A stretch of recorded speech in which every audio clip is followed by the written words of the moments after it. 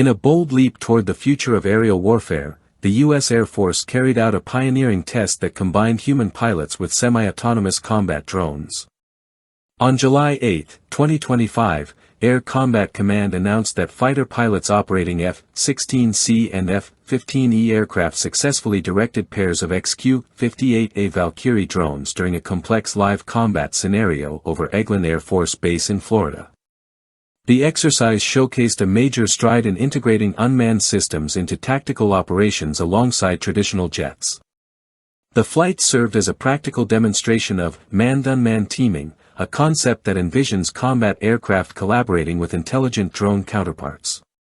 During this event, 2 experienced fighter pilots commanded a total of 4 Valkyries in real time, simulating combat conditions that demanded rapid coordination and decision-making. The event reflects one of the most sophisticated trials yet involving autonomous collaborative platforms, ACPs, in U.S. military training.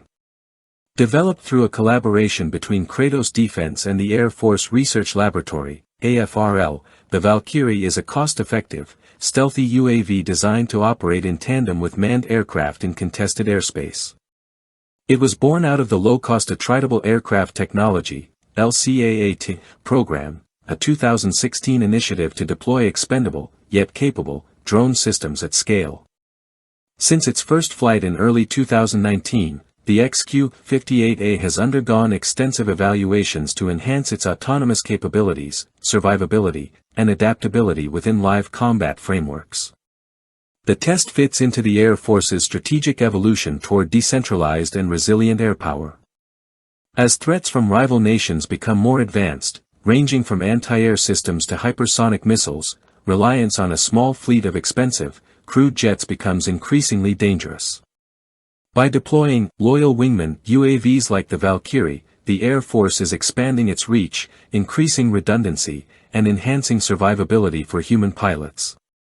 These drones aren't just flying decoys. The Valkyrie can conduct precision strikes, jam communications, or scout enemy positions, functions that would normally require a human crew to risk entering hostile zones. Built for speed and stealth, it can exceed 1,050 km per hour and travel over 3,000 km. Its modular design supports nearly 300 kg of mission equipment and allows it to operate from locations without airstrips thanks to rocket-assisted launches and parachute recoveries. One of the key accomplishments of the exercise was the ability of pilots to manage multiple UAVs simultaneously without becoming overloaded mentally. This is a cornerstone of the Air Force's vision, a future where numerous autonomous systems act in coordination with minimal human input. These dispersed, lower-cost units can overwhelm enemy defenses, sustain offensive pressure, and continue mission objectives even if losses occur. General Ken Wilsbach, head of Air Combat Command, emphasized that this type of test is proof of the Air Force's resolve to maintain superiority in the skies by merging human experience with AI-driven platforms. The initiative is part of the Department of Defense's Rapid Defense Experimentation Reserve (RDAR) program, with collaboration across the Air Force Test Center, AFRL, Air Combat Command, and even the Navy. Brigadier General Jason Bartolomei of AFRL noted that the lessons drawn from this mission will shape future development across the Pentagon's autonomous system portfolio.